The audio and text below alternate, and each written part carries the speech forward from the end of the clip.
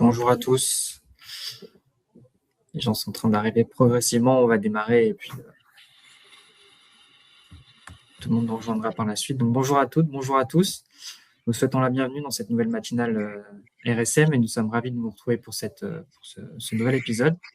Pour ceux qui ne connaissent pas encore notre format et qui nous rejoignent pour la première fois, les matinales RSM sont des webinaires de 45 minutes que l'on vous propose les vendredis matins et qui nous permettent d'aborder des sujets d'actualité qui concernent bien évidemment votre entreprise en lien avec les différents domaines d'expertise de RSM, RH, social, fiscal ou encore financier. Cette semaine, on se retrouve pour un sujet facturation électronique et intelligence artificielle. Et on se pose la question de l'impact concret pour la fonction finance en 2026. Nos intervenants de ce matin sont Jocelyn Grignon, associé conseil, et Boubacar Kouma, manager conseil. Avant de leur laisser la parole, quelques mots très rapides sur le réseau RSM. Nous sommes un cabinet d'expertise comptable, audit et de conseil. En France, RSM est un réseau de proximité en étant présent dans les principaux pôles régionaux. Et puis RSM, c'est également un réseau international. Nous sommes le 6e réseau mondial d'audit, expertise et conseil. Je laisse maintenant la parole à nos intervenants de ce matin et je vous souhaite un très bon webinaire. Très bien, merci Florian pour cette introduction. Bonjour à tous. Comme indiqué, je suis Jocelyn Grignon, associé en charge notamment des technologies et de la gestion des risques chez RSM en France. On va peut-être, Boubacar, c'est toi qui as la main sur le défilé. Voilà, donc rapide introduction, on va vous passer les slides obligatoires. Voilà.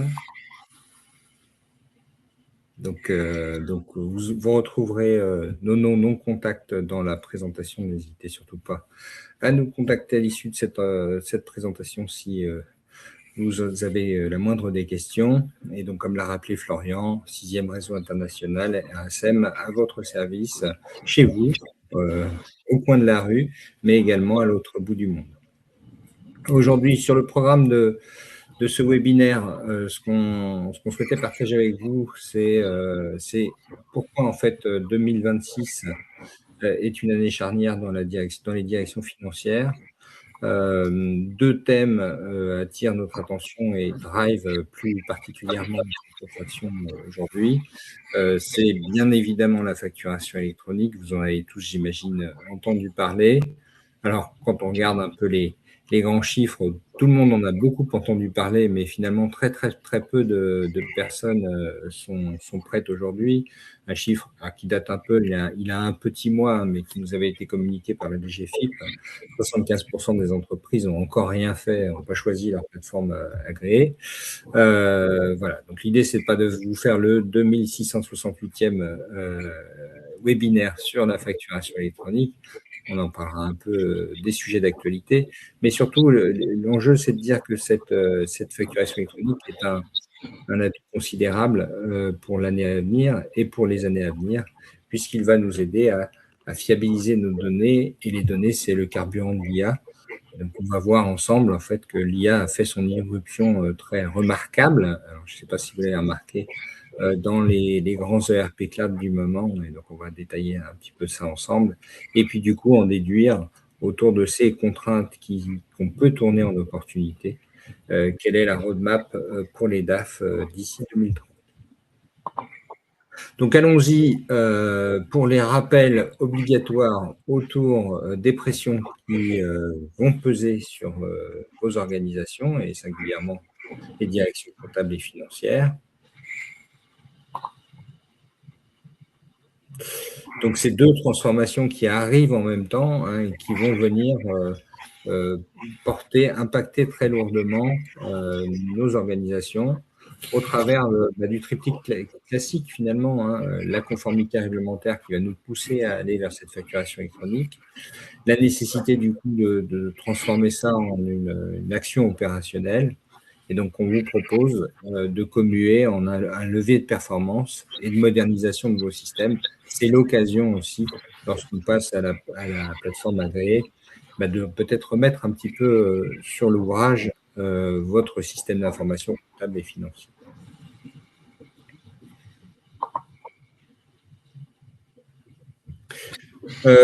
Voilà, l'idée, c'est encore une fois d'aller un petit peu au-delà du réglementaire ou de regarder un peu plus loin que l'obligation du 1er septembre 2026 et de voir en matière de facturation électronique concrètement ce que ça change.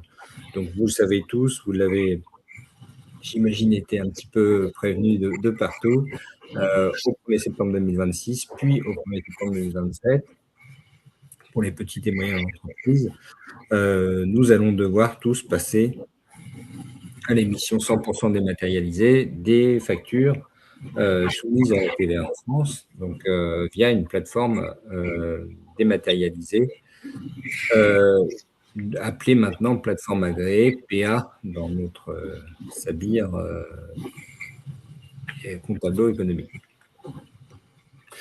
L'idée de cette PA, c'est de faire rentrer dans nos systèmes d'information un nouvel intermédiaire qui facilitera le dialogue entre nous et l'administration fiscale, qui se chargera, avec beaucoup de mansuétude et de sympathie, d'aller porter les factures que nous recevons dans notre boîte aux lettres, ou que nous émettons dans la boîte aux lettres de nos différents clients. Donc, forcément, tout ça, ça va permettre de mettre en place tout une série de contrôles et de points de conformité, d'avoir une DGFiP qui va être vraiment le pivot de l'activité économique française, et donc une capacité à auditer en temps réel l'ensemble de la TVA qui transite entre nos entreprises et nos clients partout en France. Pour nous, pour vous, c'est un challenge. Les référentiels vont changer, les SI vont devoir s'adapter, votre organisation aussi va devoir permettre la réalisation, la mise en œuvre de ces plateformes électroniques. Et donc ça nécessite forcément la remise à plat de nos processus opérationnels et de nos outils. Alors, c'est un petit challenge, mais on va se consoler très vite en voyant qu'on n'est pas les seuls à être embarqués dans ces schémas-là. On n'est pas les seuls, de nombreux pays du monde se mettent à la facturation électronique. Et puis, on a une réglementation 2030 en Europe et 2035 qui visera à une standardisation et une harmonisation de tout ça à la maille de l'Union. Donc voilà, une logique un petit peu en entonnoir. Donc, si vous êtes multinationaux, désolé, vous voyez, chaque drapeau a sa propre réglementation, sa propre date d'entrée en service et, très mauvaise nouvelle, bien sûr, sa propre technologie, puisqu'il y a en gros 3 familles technologiques qui sont déployées dans le cadre de la facturation électronique dans le monde. La France, comme souvent, fait un peu cavalier seul avec une approche très, très personnelle, donc qui fait qu'aujourd'hui, c'est très, très difficile de trouver une plateforme qui ira à l'ensemble des pays que vous couvrez au sein de votre entreprise. Donc, on est quand même condamné à avoir une gestion à minima pays par pays. On peut avoir des regroupements avec des prestataires qui vont permettre de gérer plusieurs connexions à plusieurs plateformes, mais on n'a pas encore à aujourd'hui la plateforme agnostique qui remporterait tous les suffrages.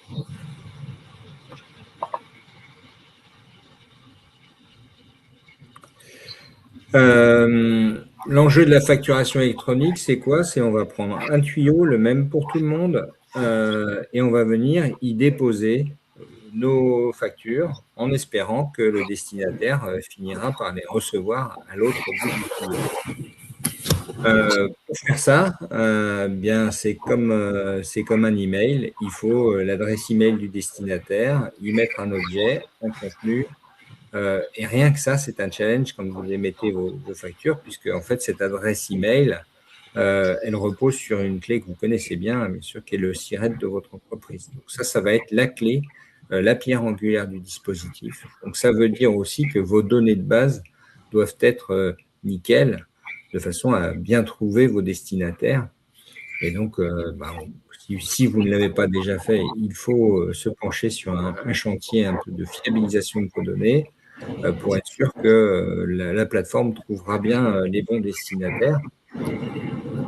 Alors, les données, ça reste facile, c'est quelque chose d'à dans vos systèmes. Ce qu'il faut comprendre aussi, c'est que toute la gestion du cycle de vie de la facture va être gérée dans la plateforme agréée.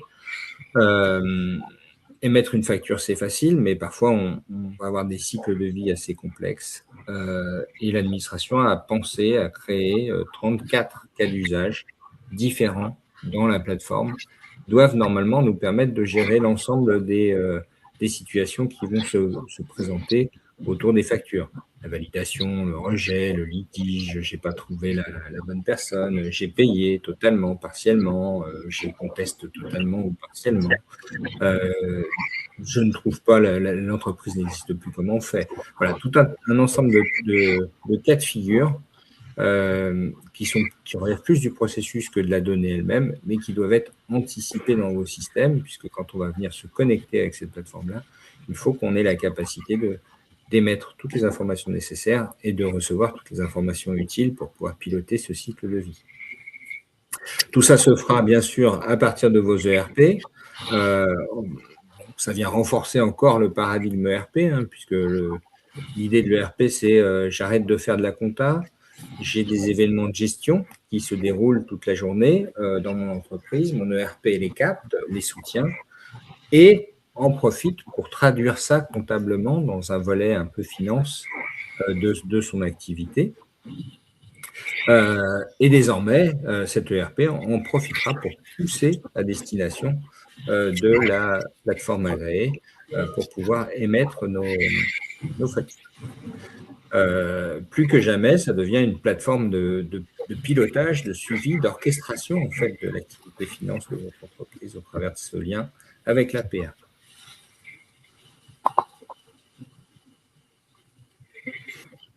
Donc, 1er juin 2026, c'est officiellement demain. Surtout si vous voulez tenter de passer quelques semaines à la plage. Donc, l'avantage, c'est que vous trouverez facilement une plateforme agréée. Il y en a beaucoup. 140 plateformes sont reconnues et validées aujourd'hui par l'administration fiscale. Alors, il y en a beaucoup, mais dans tous les sens, j'ai envie de dire, des prestataires ici, des éditeurs eux-mêmes, des gens qui sont allés sur du transit, sur de la gestion de documents, par exemple. On a une offre qui est très, très large. En fonction de l'ERP que vous avez mis en place chez vous, vous allez pouvoir réduire en fait le champ des possibles. Et donc là aussi, choisir sa PA, c'est choisir un partenaire de long terme. Donc là, il y a un ensemble de sujets à traiter pour pouvoir choisir la bonne PA, celle qui vous accompagnera au mieux fonctionnellement, au mieux dans l'intégration avec votre ERP et au mieux, bien entendu.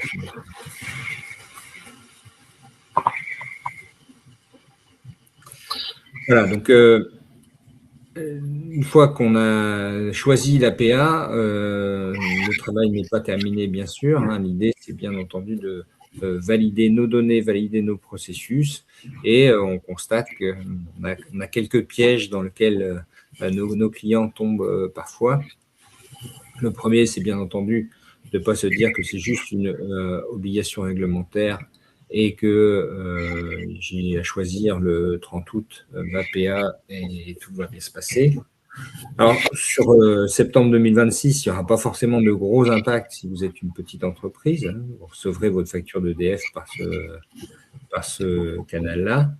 Après, si vous êtes une entreprise multinationale plus grande, on commencera à avoir des perturbations et surtout le gros du boulot se fera pour les PME, se fera dans la vague d'émissions qui aura lieu au 1er janvier 2027, septembre 2027, où là, vous aurez à pousser des données de votre système d'information dans l'APA. Donc, on n'attendra pas le dernier moment, le 1er septembre 2027, pour avoir des référentiels clean.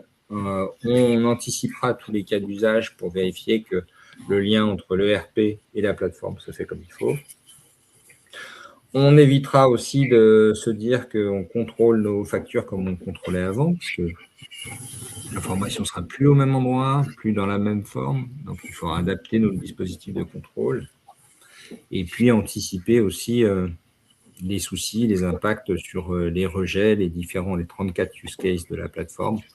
Parce que si ça bug, notamment à l'émission, vous serez incapable d'émettre vos factures clients. Donc, vos clients seront incapables de payer vos factures. Donc, vous pouvez anticiper des difficultés de trésorerie importantes et de fonctionnement cruciaux. N'hésitez pas à en parler autour de vous, à vos correspondants informatiques, à vos équipes fiscales. Ça reste un projet d'entreprise quand même, avec des impacts de tous côtés.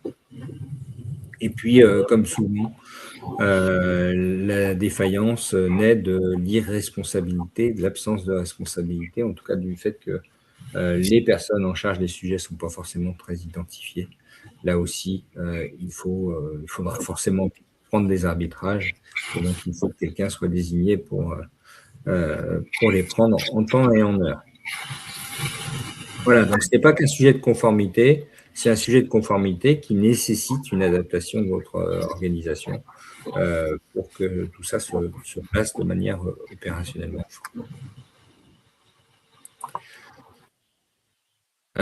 Voilà, donc une grosse contrainte qui est cette facturation électronique, un changement de modèle aussi, une digitalisation forcée de nos processus.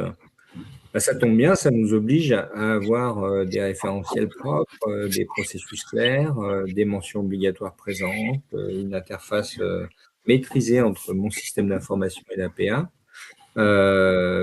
et donc du coup l'émission de données standardisées, propres, validées, et la data dans un bon état, c'est le carburant essentiel de la deuxième vague qui nous préoccupe aujourd'hui, qui est la vague de l'IA, arrivée dans nos systèmes comptables et financiers. Et donc, pour tirer parti de cette IA, eh bien, effectivement, c'est totalement clé d'avoir de la donnée en bon état, et c'est ce que nous procure ce projet de facturation électronique. Donc, deux éléments qui arrivent au même moment et au bon moment, en fait, pour fournir à l'un le carburant nécessaire. Voilà, donc Boubacar va nous entrer un petit peu dans le détail de ces sujets-là, dans le détail de la révolution IA qui s'invite dans les ERP, notamment ceux pour lesquels RSM vous accompagne. Boubacar, de floor is yours. Merci. Bonjour à tous. Donc, comme Jocelyn l'a bien spécifié, l'IA, on l'appelait mythe ou réalité opérationnelle, tout simplement parce que depuis 2 ans, tout le monde parle d'IA. Et la vraie question, ce n'est plus de savoir si elle va arriver, mais comment est-ce qu'on peut en tirer de la valeur. Donc aujourd'hui, sur la prochaine slide, on va vous présenter des cas qui fonctionnent, des cas d'usage qui fonctionnent réellement chez nos clients, et de vous montrer que l'IA ne remplace pas le financier, mais elle remplace surtout les tâches qui empêchent le financier de créer de la valeur.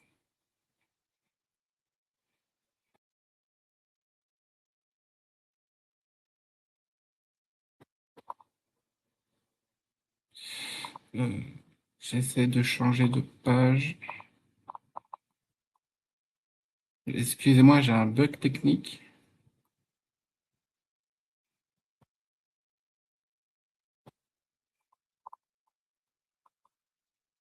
Je vais tenter de vous repartager le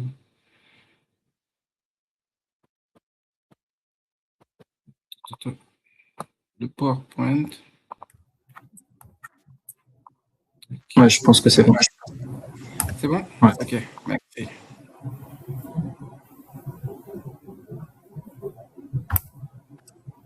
Je vous repartage ma fenêtre. Merci. Yes. Et donc, les cas concrets en fait d'usage sont tout simplement l'automatisation des factures, notamment, comme l'a expliqué juste avant Jocelyn, on va y arriver grâce à la facturation électronique, ce qui va nous permettre en fait de pouvoir automatiser les flux des factures à 85%, de les faire matcher. par exemple avec une commande d'achat, une réception, une facture jusqu'à la mise en paiement.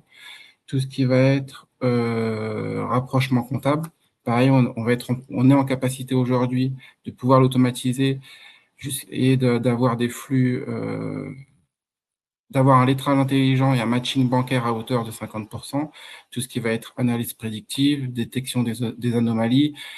Donc, on va avoir les alertes en temps réel qui va nous alerter sur les différents doublons, les différents écarts de TVA, les différents, pareil, écarts de facture en fonction de l'apprentissage sur la manière de pouvoir comptabiliser les factures. Et comme justement Jocelyn le rappelait juste avant, si on intègre les bonnes informations, on aura de la bonne donnée et donc on aura un bon résultat. Et à l'inverse, ça peut être, c'est là où on met aussi une alerte sur l'apprentissage et le paramétrage de l'IA, parce que si on importe de la mauvaise donnée, bah, automatiquement, l'IA apprendra mal et on aura de mauvais résultats.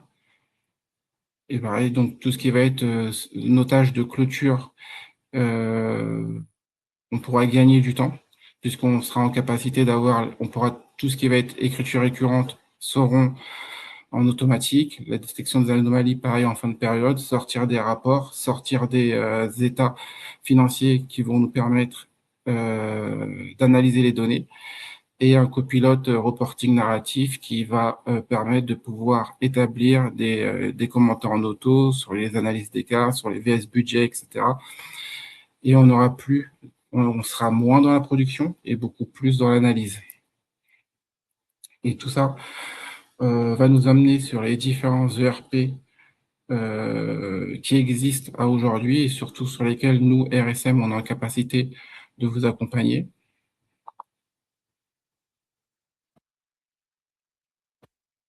J'ai un autre bug.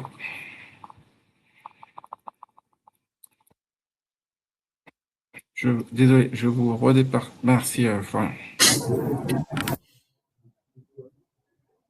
Et donc voilà, du coup, chez RSM, on intègre principalement 3 ERP qui sont NetSuite, SedgeIntact et Business Central. Ou NetSuite. Bon, avec NetSuite, on aura une approche plutôt ouverte et on aura une liberté de pouvoir se connecter au travers de l'IA qu'on aura choisi. On aura SedgeIntact qui, lui, aura une IA spécialisée et entraînée sur les usages financiers et comptabilité. Et on aura là Copilot, qui, lui, aura un copilote transversal puisqu'il sera connecté à tout l'écosystème de Microsoft. Et donc, en fait, on appuie sur le fait qu'il n'existe pas un meilleur ERP, mais il existe un ERP adapté à chaque contexte, donc en fonction de vos besoins.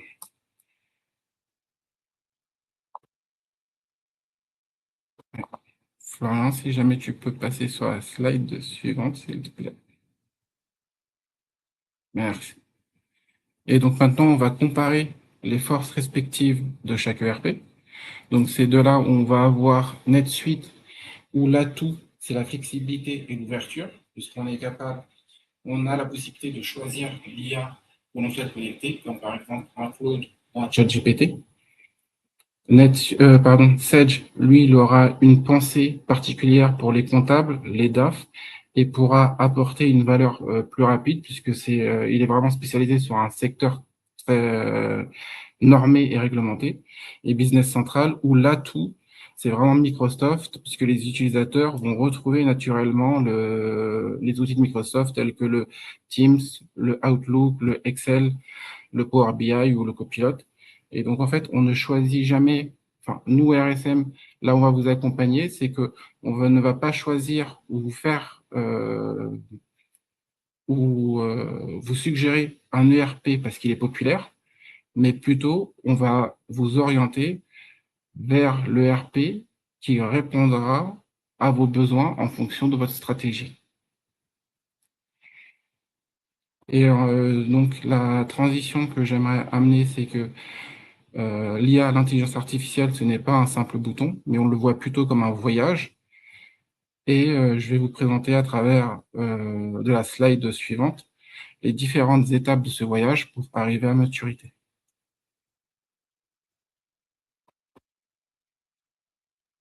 Si jamais, Florian, je vais avoir besoin de ton aide. Ouais, c'est toi qui t'en occupes directement du support, je peux pas le toucher, moi. Ah, parce que quand j'appuie sur... ok, merci. Et donc, ce voyage, comment on le voit et comment on le conçoit, c'est d'abord, la première étape, c'est qu'on prend conscience du potentiel de l'intelligence artificielle pour ensuite apprendre à dialoguer avec grâce à différents prompts, savoir en fait comment lui parler, comment lui faire les demandes, afin d'obtenir les résultats que l'on souhaite, pour ensuite pouvoir déployer des agents spécialisés, donc rendre les différents automatismes. La quatrième étape, ça va être en même temps de faire collaborer plusieurs agents, notamment sur des processus complets et un peu plus complexes, pour enfin avoir une plateforme agentique, avoir un hub et un cycle de production. Comme Internet, il y a 20 ans, l'IA va progressivement devenir invisible, puisqu'en fait, elle sera partout. Et on ne la verra plus puisque elle sera commune à tous.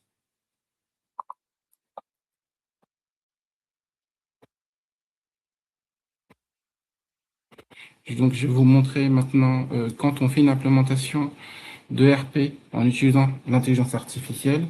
Je vais vous illustrer quelques usages concrets en mission. Donc, quand on fait une implémentation, aujourd'hui, avec les différents, en prenant connaissance j'ai pas les mots, en prenant connaissance des paramétrages précédents, on est capable de regarder et de faire une comparaison entre projets similaires afin de pouvoir ressortir s'il y a des anomalies, si il y a des différences sur un secteur particulier ou sur un secteur similaire. On a la possibilité de capitaliser les retours d'expérience sur des implémentations différentes.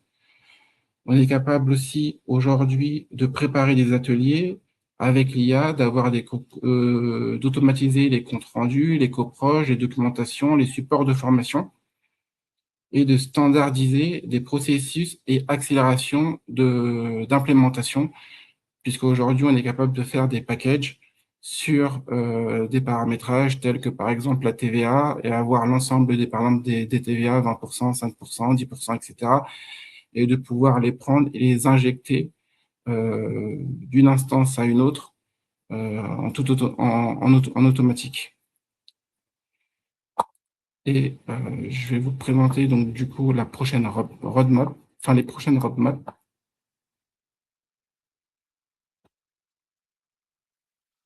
J'ai un temps de latence.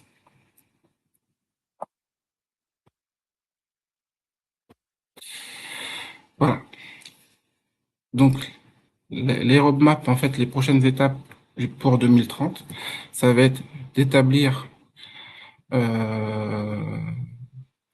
une roadmap data avant tout déploiement, ensuite de pouvoir programmer un programme de formation ciblé et dédié par rôle, d'itérer en mode agile sur un périmètre maîtrisé, de pouvoir piloter la transformation pour avoir la valeur délivrée, instaurer une gouvernance SI, DAF, DSI, d'avoir une collaboration entre départements, direction financière et l'informatique, qui est archi importante, et enfin de pouvoir anticiper les évolutions des métiers finance à hauteur de 2030, puisqu'encore une fois, comme on le rappelle, avec l'IA ne va pas remplacer les métiers, mais c'est les métiers qui vont être transformés. Donc, c'est comment est-ce qu'on va travailler avec l'IA à demain. Donc, tout de suite, embarquer les métiers, embarquer les équipes et de les amener à utiliser de façon à les rendre autonomes et plus avoir un accès avec l'IA.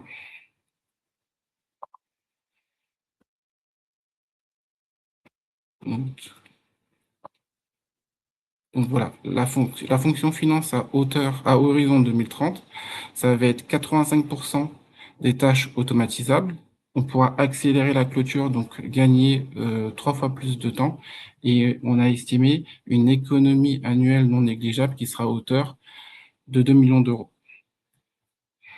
Donc, là où on insiste, c'est aujourd'hui la direction financière. On parle de DAF augmenté par l'IA, tout simplement parce que l'IA devient le copilote du DAF en ayant des scénarios prospectifs, des alertes proactives, une analyse d'impact stratégique en temps réel en combinant l'utilisation des ERP et de l'intelligence artificielle, et d'avoir plus le comptable qui produit, mais d'avoir un comptable analyste, puisque le comptable fera moins de production et beaucoup plus d'analyse.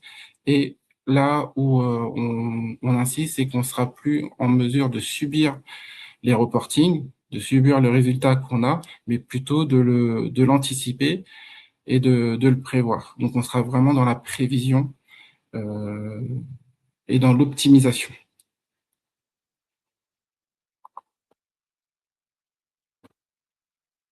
Voilà. Donc, le plan d'action, on le voit en 3 horizons. Donc, à court terme, c'est maintenant, puisque, comme Jocelyn l'avait expliqué, la facturation électronique, c'est maintenant, puisque elle démarre en septembre. Donc, sur un court terme, c'est d'avoir le diagnostic de la facturation électronique et de suivre les différentes étapes pour sélection, contractualisation du PDP, audit des maîtres, nommer un chef de projet s'il n'est pas déjà fait et automatiser les différents, et d'avoir un quick win pour automatiser, par exemple, les rapprochements bancaires. À moyen terme, c'est de pouvoir déployer à horizon septembre 2027 le déploiement de la facture électronique, d'établir des premiers cas d'usage, notamment avec l'IA sur les clôtures, former les équipes par rôle, faire une refonte du tableau de bord. Et à long terme, c'est de prévoir, on aura une plateforme financière 100% intelligente, de pouvoir avoir un pilotage prédictif de la trésorerie, un reporting narratif et automatisé, où l'IA sera capable de pouvoir le générer et on n'aura plus qu'à l'analyser et le valider. Ensuite, une évolution des fiches de poste de la finance, ce que je disais justement juste avant, avec les métiers qui vont être transformés à demain et qui permettra de pouvoir avoir une évolution, on appelle ça un quick win des différentes pratiques des entreprises.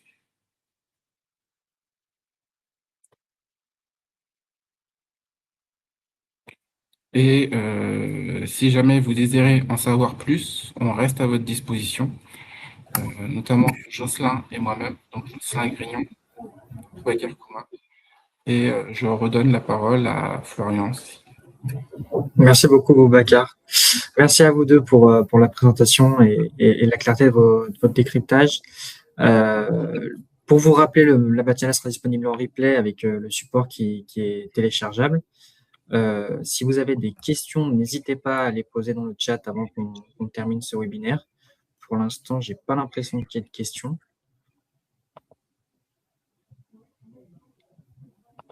Non, je vois pas de questions. Nous avons été parfaitement clairs, alors. C'est que ça devait être très, très clair. Très bien. Parfait. En tout cas, ravi de vous avoir reçu ce matin. Et puis, à votre disposition pour toute question. C'est toujours intimidant de poser des questions en public. Hop, merci beaucoup, très clair. Merci à tous. C'est tout bon. Merci à tous. Merci à Jocelyn et à Boubacar pour l'animation du webinaire. Il ne nous reste plus qu'à vous souhaiter une très bonne journée et vous dire à bientôt. Merci à tous.